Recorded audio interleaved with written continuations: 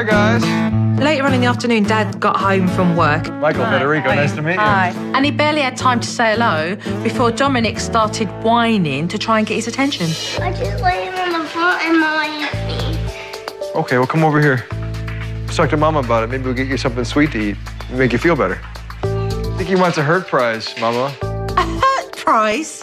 What's that? The hurt prize is basically some kind of sweet treat to make them happy. And I use hurt prizes all the time. Let's be honest, all he's doing is using food as a pacifier, and that's going to create a really unhealthy relationship for Dominic with food.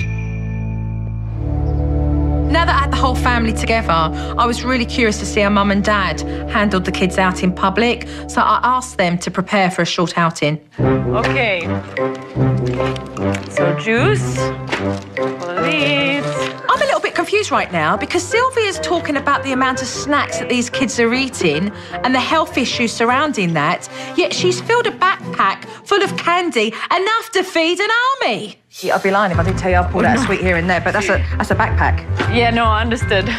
We are both worried about taking the kids out in public, so we have a tendency to bribe them with sweets. Just bring that stuff just in case there's an issue. Just in case there's an issue. These kids are just being fed candy to keep themselves at bay from their behaviour because the parents won't step up and address that behaviour. It's ridiculous. Just a couple more snacks just to make sure.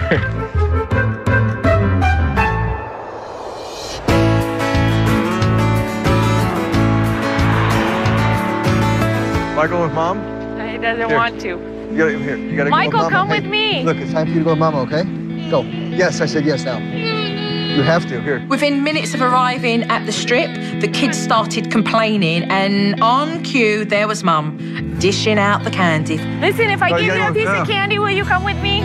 I promise to give you guys something really good if you come with me. Here. You've already had how many today?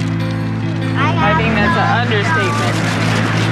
Understatement. Quite frankly, I'm appalled. It's unhealthy and it's irresponsible, and these parents should be stepping up and actually dealing with the misbehaviour when it happens out in public and not bribing the kids. Come on, Dominic. Come with me. Come on. No, your knee doesn't hurt. Every excuse in the book with him. Then all of a sudden, Dominic started to complain that his knee was hurting him. And before my own eyes, there was Michael and Sylvia arguing about whether Dominic should go into the stroller. No, don't put him in the stroller. He wants to go in the stroller. Because you feel embarrassed? No, because I can't carry him, honey, for 2 months. But hold on a minute. What's the distress there? You want to put him in there and you're going to hold him? There's nothing wrong with his knee, honey. There's really nothing wrong with his knee. He fakes it sometimes so we can sit down here. It's a little embarrassing, but pushing a child that big, but the bottom line is it's better than having a fit or just not being able to go where you want to go. So you think that Dominic should just walk? Yes. Legs hurting or not, just walk? Yes. But Mum went along with it anyway. At the end of the day, they're treating Dominic like a baby. It's absurd. Okay.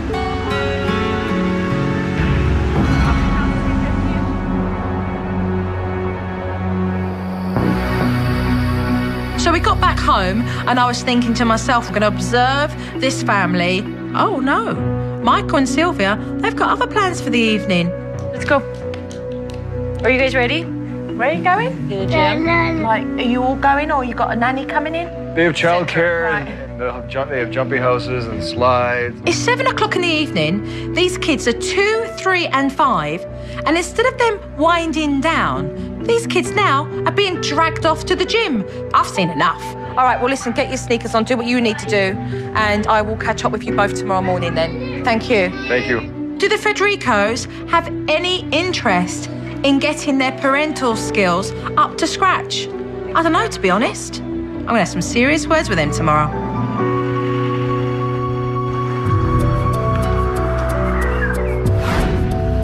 We're getting ready for our sit-down with Joe, and I'm a little bit nervous. I'm expecting for her to really let us have it. So what time did we get back from the gym last night? Approximately 8:45, 9 o'clock. So what time did the kids get to bed then? Last night, it was about 9:45. That to me is ludicrous. That children would even go to bed that late. knowing they're not going to get their hours sleep in and what's necessary for school and their development. You guys have created for yourselves a lifestyle that doesn't really benefit the kids in fundamentally what's necessary for them. Let's talk about yourself, Michael, and your work, because obviously you work long hours, correct? Correct. So the time that you do have when you're with your family, you want to be meaningful. But if you make choices to then go off to the gym and actually not spend that time with the kids when there is a small window, how does that allow you to develop a relationship with each one of the boys? Obviously, it doesn't. Let's talk about behaviour out in public, because watching the children's behaviour yesterday, they actually don't listen to you and respect what you're asking them to do. Yes. What happens is that behaviour gets pacified with food. I mean, I almost feel like I'm watching Shamu at some SeaWorld.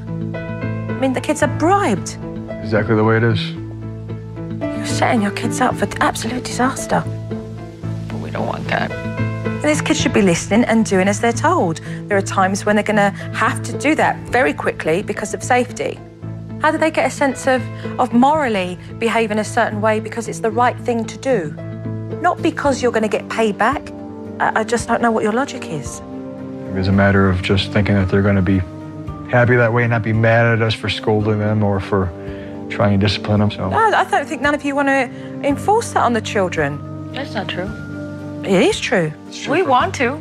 I don't think you want to, because I don't see any discipline at all for the behaviour that gets out of control. The kids behave the way they do, and there is never once consequence for that. They're not learning the difference between right and wrong. I saw on a few occasions your kids sneaking food out of the pantry. only a few. What needs to be really established here is healthy eating patterns and choices. Otherwise, they're going to be grazing all day. The fact that they just go in and take what they want and sneak the food away, it's an unhealthy relationship with food because they were being bribed with it. Admittedly, yes. Let's take a look at the kid's development, because I look at Dominic and I feel that everything's done for him. Everything's pandered for him. Yes.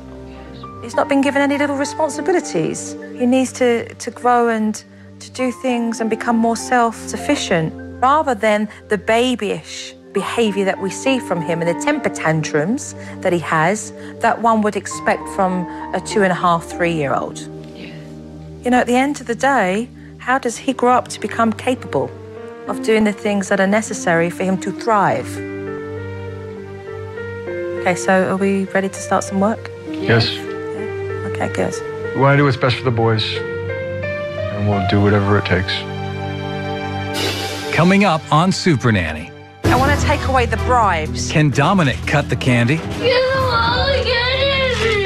And Joe calls mom's bluff. Stop fighting me and listen to what I'm saying. You want to sit here and mollycoddle how he's feeling emotionally, and I'm saying don't. When SuperNanny returns.